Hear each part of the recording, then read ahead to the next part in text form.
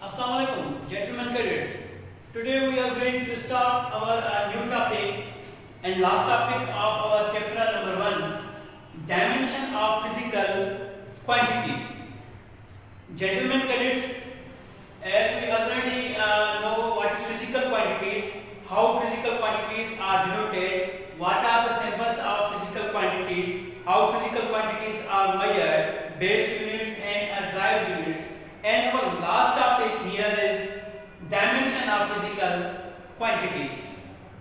First of all, we discuss about what is the dimension. Dimension is the qualitative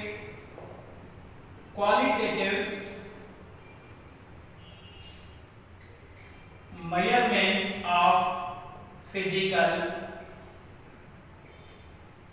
quantities. Qualitative measurement of physical quantities are dimension shows the nature of physical quantities. Dimension shows the nature of physical quantities.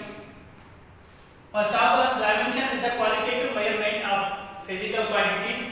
The second definition of that, dimension shows the nature of physical quantities. Number third one definition is that symbolic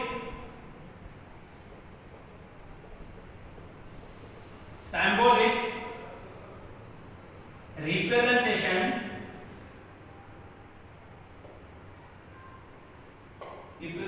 of any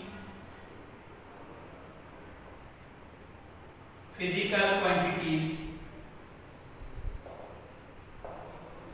are known as dimension.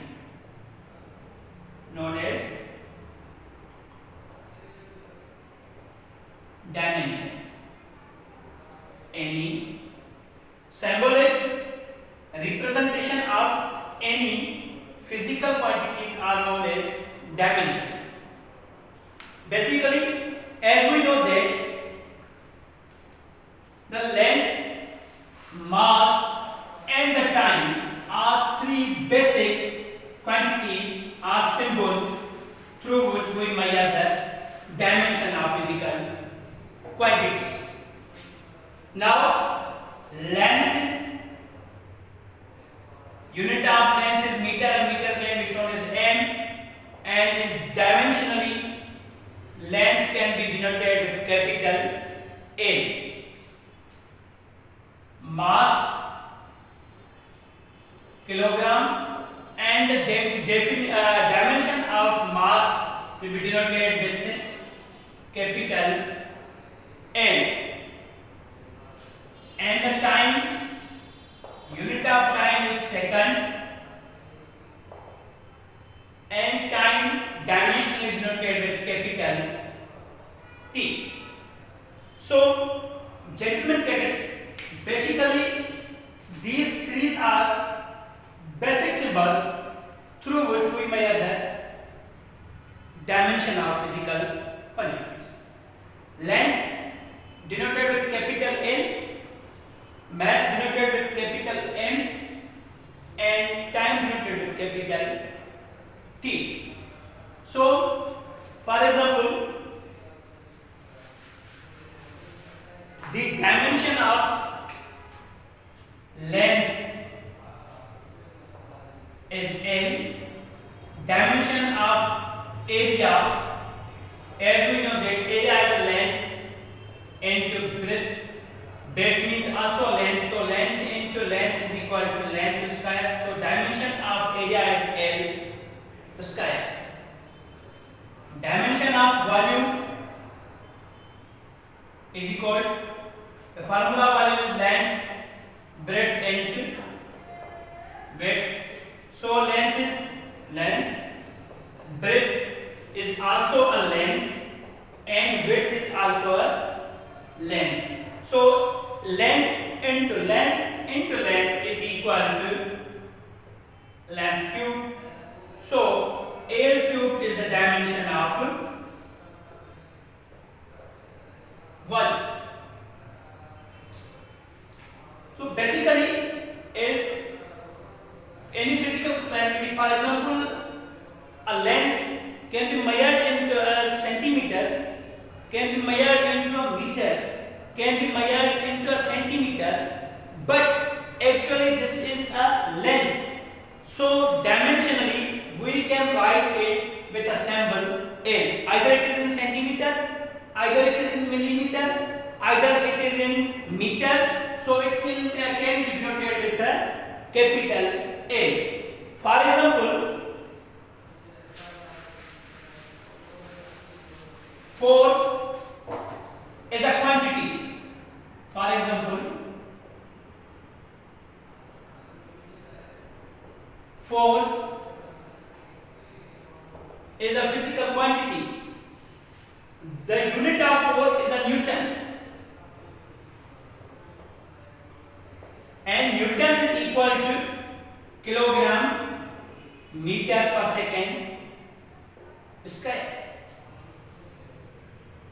Now the dimension of force is kilogram means a mass, and mass can be denoted with capital M. Small m is a meter, and meter is the unit of length, and length can be denoted with capital L. And upon second square means a time square, unit of time, and time can be denoted with a capital T.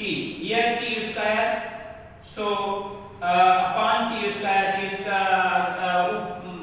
when we shift the T square into margin side, then it will be a MLT minus 2.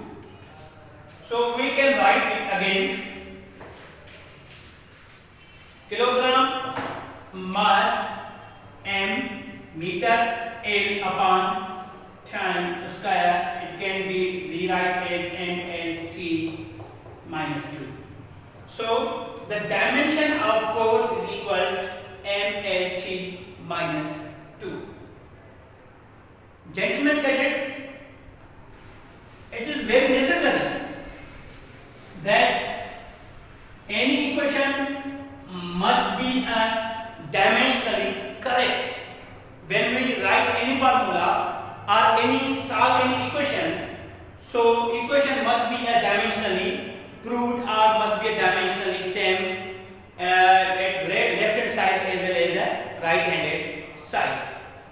For example 1.4, check the correctness of a relation where speed is equal to force into length per unit mass analytical, where V is the speed of transverse wave on a straight string of a tension F, length L, and a mass M.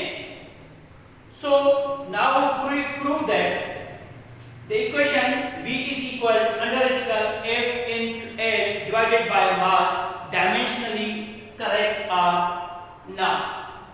As we know that the V is equal to distance per unit time. Distance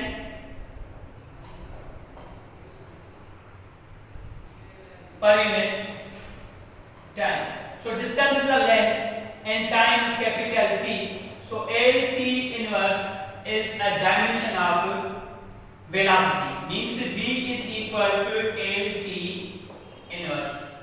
This is known as left hand side. So now prove that the left hand side is equal to LT inverse. Either right hand side is equal to LT inverse or not. So velocity is equal to LT inverse. Now we prove that either analytical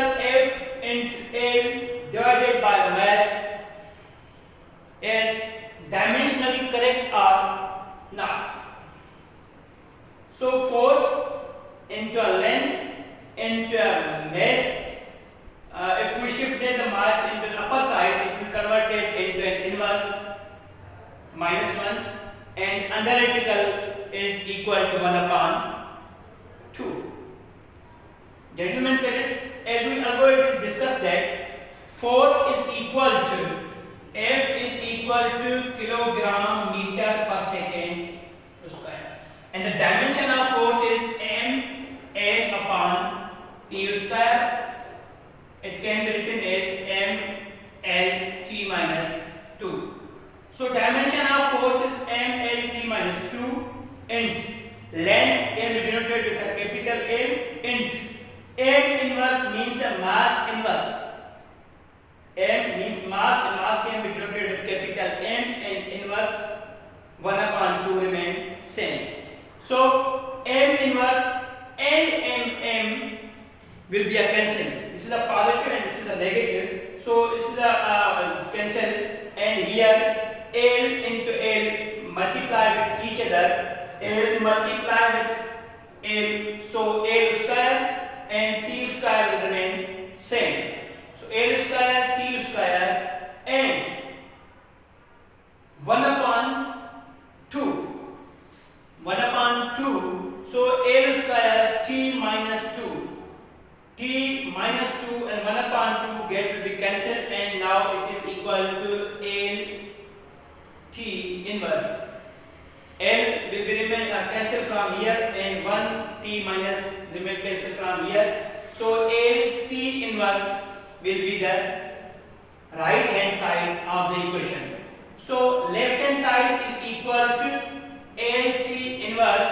Right here L T inverse dimension of velocity or speed is equal to L T inverse the dimension of under force into length divided by time, which is the equation of transverse wave of straight spring of the tension L, F, length L and mass M. So L T inverse is equal to L T inverse. So left hand side is equal to right hand side.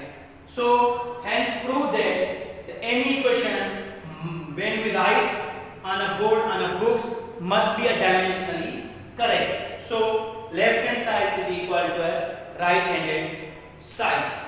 Thanks.